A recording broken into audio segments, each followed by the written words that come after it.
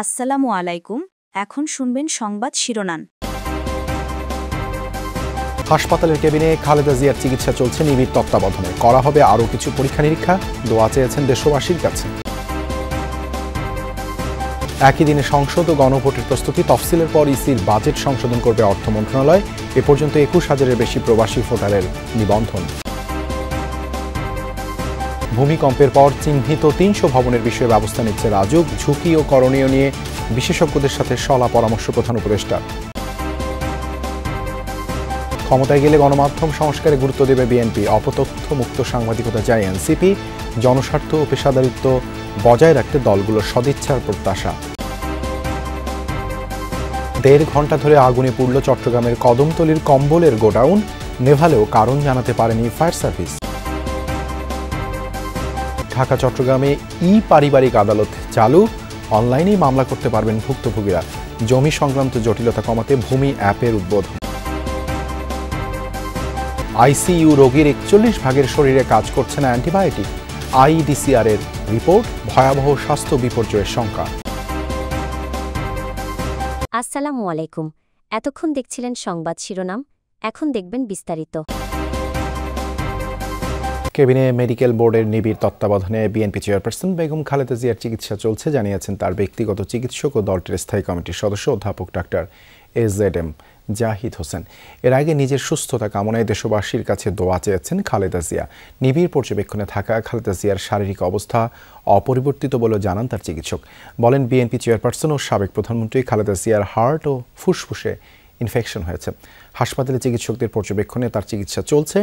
গতকাল তার বেশ কিছু টেস্ট করানো হয়। রোববার রাত ৮টায় এভার কেয়ার হাসপাতালে ভর্তি করা হয় খালেদা জিয়াকে। তিনি বিশেষজ্ঞ চিকিৎসক অধ্যাপক শাহাবুদ্দিন তালুকদারের তত্ত্বাবধানে আছেন।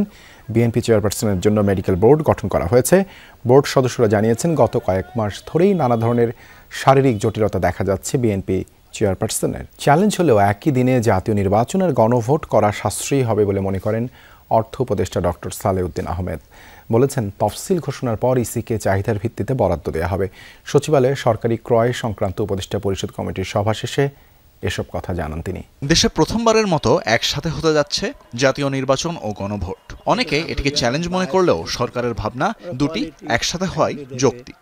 সোমবার সকালে সচিবালয়ে সরকারি ক্রয় সংক্রান্ত কমিটির বৈঠক শেষে ভোট নিয়ে কথা বলেন অর্থ উপদেষ্টা ডক্টর সালেহুদ্দিন আহমেদ। জানান, তফসিল ঘোষণার পর ইসিকে চাহিদার ভিত্তিতে বরাদ্দ দেওয়া হবে। এত এন্টায়ার জিনিস রিটার্নিং অফিসার মোবিলাইজ করা, আপনি জানেন, এটা খুব সোজা কাজ না। ইভেন কিছু কিছু ব্যাংকের অফিসার, জুনিয়র অফিসার, তারাও তো ডিউটিতে যাবে, স্কুলের টিচাররা যাবে। আপনি 2 দিন নিয়ে আসবেন, তাদেরকে ইসে করবেন, এগুলো তো ডিফিকাল্ট। অর্থাৎ একদিনে করাটা, পৃথিবীর অনেক দেশেই তো এরকম হয়তো। লজিস্টিক্যালি আমার মনে হয় একবারে করা বেটার এবং এটাকে সুষ্ঠুভাবে করা যেতে পারে। আসন্ন সংসদ নির্বাচনে ভোট দিতে পোস্টাল ভোট বিডি অ্যাপে 6 দিনে ২১,০০০-এর বেশি প্রবাসী নিবন্ধন করেছেন। এর মধ্যে সবচেয়ে বেশি নিবন্ধন করেছেন দক্ষিণ কোরিয়ার প্রবাসীরা।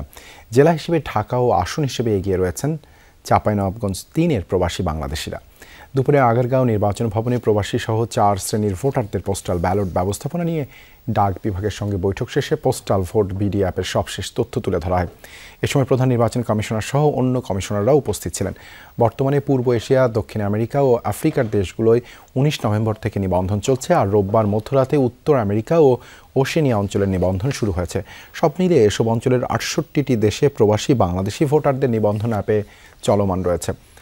এখনও পর্যন্ত দক্ষিণ কোরিয়ার প্রায় 8,000, জাপানে প্রায় 5,000 এবং দক্ষিণ আফ্রিকায় 2,500 প্রবাসী নিবন্ধন করেছেন। ঢাকায় সাম্প্রতিক ভূমিকম্পের ঘটনায় আতঙ্ক নয়, সচেতনতা বাড়ানোর পরামর্শ দিয়েছেন দেশের শীর্ষ ভূমিকম্প বিশেষজ্ঞরা। সোমবার প্রধান উপদেষ্টা ডক্টর মোহাম্মদ ইউনূসের সভাপতিত্বে অনুষ্ঠিত জরুরি বৈঠকে তারা এই মত দেন। বিশেষজ্ঞরা বলেন, 48 ঘণ্টা, 10 দিন বা 1 মাসের মধ্যে বড় ভূমিকম্প হবে, এ ধরনের গুজব ছড়ানো হচ্ছে, যা সম্পূর্ণ ভিত্তিহীন। ভূমিকম্পের সুনির্দিষ্ট সময় কেউ বলতে পারে না। বৈঠকে প্রধান উপদেষ্টা বলেন, সরকার অবৈজ্ঞানিক পদক্ষেপ নিতে চায় না, এজন্য স্বল্পতম সময়ের মধ্যে বিশেষজ্ঞদের লিখিত পরামর্শ চেয়েছেন তিনি। একই সঙ্গে টাস্কফোর্স ও বিশেষজ্ঞ কমিটি গঠনের কাজ চলছে বলেও জানান। বিশেষজ্ঞরা বলেন, বাংলাদেশ বড় ভূমিকম্প প্রবণ এলাকা নয়, তবে পর্যাপ্ত প্রস্তুতি জরুরি। এছাড়া গুজব রোধে তথ্যের যথাযথ প্রচার এবং বিদেশে থাকা বাংলাদেশি বিশেষজ্ঞদের সাথে সমন্বয় বাড়ানোরও পরামর্শ দেন তারা। বৈঠকে মন্ত্রণালয়ের উপদেষ্টা, বুয়েট, ঢাকা বিশ্ববিদ্যালয় সহ বিভিন্ন প্রতিষ্ঠানের বিশেষজ্ঞরা অংশ নেন। সংবাদ মাধ্যমকে লেজুর বৃত্তির সুযোগ না দিতে রাজনীতিবিদদের প্রতি আহ্বান জানালেন সম্প্রচার মাধ্যমের নীতি নির্ধারকরা। যদিও গণমাধ্যমের অতীতের অতি রাজনীতিকরণের দায় সাংবাদিকদের উপরই চাপান বিএনপি মহাসচিব বলেন, ক্ষমতায় এলে গণমাধ্যম সংস্কারে অগ্রাধিকার দেবে বিএনপি। বিজেসির মতবিনিময় সভায় অপতথ্য বন্ধ করে গণমাধ্যমকে জনবান্ধব হওয়ার পরামর্শ দিয়েছেন রাজনীতিবিদরা। বিজেসির পক্ষ থেকে জাতীয় সম্প্রচার কমিশন সহ 7 দফা সুপারিশ উত্থাপন করা হয়। গণমাধ্যম সংস্কার কমিশনের প্রতিবেদনের উপর সম্প্রচার সাংবাদিকদের সংগঠন বিজেসির ধারাবাহিক মতবিনিময়ের শেষ পর্বে ছিলেন রাজনীতিবিদ ও সম্প্রচার মাধ্যমের নীতি নির্ধারকরা। মতবিনিময়ের শুরুতেই গণমাধ্যম সংস্কার কমিশনের প্রতিবেদন নিয়ে 7 দফা সুপারিশ তুলে ধরে বিজেসি। সম্প্রচার সংবাদ মাধ্যমকে স্বাধীন সম্পাদকীয় প্রতিষ্ঠান হিসেবে পরিচালিত হতে দেওয়ার রাজনৈতিক অঙ্গীকার করতে হবে। মৌলিক এসব দাবি বাস্তবায়নে আগামীর নীতি নির্ধারকদের সহায়তা চান বিজেসি নেতারা। গণমাধ্যমেরও জবাবদিহিতা থাকবে জনগণের কাছে, সরকারও এটি অহেতুক বাধাগ্রস্ত করবে না। যদিও দাবির সাথে খুব বেশি দ্বিমত ছিল না রাজনীতিবিদদেরও, তবে তারা সম্প্রচার মাধ্যমকে আরো বেশি জনস্বার্থ সংশ্লিষ্ট হওয়ার তাগিদ দেন। রাজনৈতিক দলগুলো তো আপনার কাউকে পকেটের মধ্যে নিতে চায় না, কিন্তু আপনারা যদি পকেটে ঢুকে যান তখন কিন্তু দ্যাট বিকামস এ প্রবলেম। আমরা দেখেছি গত 15 বছর নিজেরাই উদ্যোগী হয়ে আপনারা ফ্যাসিজমকে সমর্থন করেছেন। এটা আমাদের দেখা, এই দেশের মানুষের দেখা। তো সেই জায়গাগুলোতে আপনাদেরও কমিটমেন্টের প্রয়োজন আছে যে আপনারা ওই জায়গাগুলো থেকে নিজেরা বাইরে থাকবেন। যে আমরা যদি সরকার পরিচালনার দায়িত্ব জনগণের মাধ্যমে পাই, তাহলে আমরা নিঃসন্দেহে এটাকে অগ্রাধিকার ভিত্তিতে আমরা দেখব বলে আমরা বিশ্বাস করি। চট্টগ্রামে ভয়াবহ আগুনে পুড়ে ছাই হয়েছে বহুতল ভবনের 4 তলায় অবস্থিত কম্বলের গুদাম। নগরীর কদমতলীতে ভয়াবহ এই অগ্নিকাণ্ডে পুরো এলাকায় আতঙ্ক ছড়িয়ে পড়ে। আগুন নিয়ন্ত্রণে যোগ দেয় ফায়ার সার্ভিসের 8টি ইউনিট, তবে হতাহত হয়নি কেউ। অগ্নিকাণ্ডের কারণ ও ক্ষয়ক্ষতির পরিমাণ তাৎক্ষণিকভাবে জানা যায়নি। বেলা 1:30টার দিকে চট্টগ্রামের কদমতলী পোড়া মসজিদ এলাকায় চেয়ারম্যান মার্কেটের 4র্থ তলায় আগুন লাগে, যেটি আল হোসেন এন্টারপ্রাইজ নামের একটি প্রতিষ্ঠানের কম্বলের গোদাম।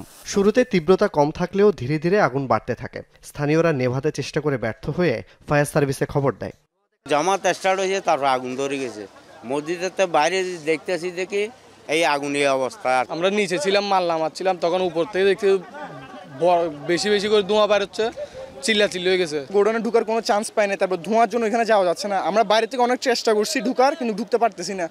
তারপরে ফায়ার সার্ভিস আসছে, উপর উঠছে আমাদের ছাদের থেকে, এখানে পানি মারছে। আমরা ধোঁয়ার কারণে আমরা নিজেরাই কোনো কি দিশকুল পাচ্ছি না। ঢাকা মহানগর আদালতে আনুষ্ঠানিকভাবে চালু হলো পারিবারিক আদালত। বিচার ব্যবস্থায় প্রথমবারের মতো চালু হয় এই সেবা পারিবারিক মামলার দীর্ঘসূত্রতা কমানোর পাশাপাশি বিচার প্রার্থীদের ভোগান্তি কমাতে গুরুত্বপূর্ণ ভূমিকা রাখবে বলেছেন আইন উপদেষ্টা। সকালে ঢাকা মহানগর দায়রা জজ আদালতের আনুষ্ঠানিকভাবে পারিবারিক আদালতের উদ্বোধন হয়। পাইলট প্রকল্প হিসেবে ঢাকার পাশাপাশি চট্টগ্রামের পারিবারিক আদালতে এই সেবা দেয়া হবে। আইন উপদেষ্টা বলেন, অতিরিক্ত সংস্কার করতে গিয়ে রাষ্ট্র কাঠামো যেন দুর্বল না হয়, সেদিকেও খেয়াল রাখতে হবে। শুধু মামলা দায়ের করা না, নথি ব্যবস্থাপনা আছে, শুনানি আছে, রায় আছে, সবকিছু অনলাইনে হয়ে যাবে। এটাকে আমরা একটা পেপারলেস কোর্টও বলতে পারি। এটাতে যে ভোগান্তি কমবে, সময় বাঁচবে, দুর্নীতি কমবে।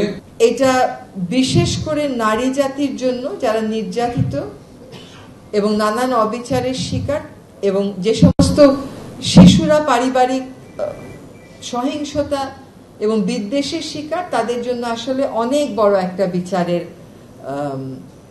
বার্তা নিয়ে এসছে। গুরুতর রোগীকে সারিয়ে তুলতে শেষ চিকিৎসার জন্য নেওয়া হয় আইসিইউতে, কিন্তু সেখানকার 41% রোগী অ্যান্টিবায়োটিক প্রতিরোধী জীবাণুতে আক্রান্ত। কাজ করছে না বহুল প্রচলিত অ্যান্টিবায়োটিকের একটিও। আইডিসিআর এর সার্ভিল্যান্সে উঠে এসেছে এই ভয়াবহ চিত্র। এতে দেখা যায় অন্য রোগীদের তুলনায় আইসিইউ এর রোগীরা অ্যান্টিবায়োটিকে বেশি মাত্রায় অনিরাময়যোগ্য।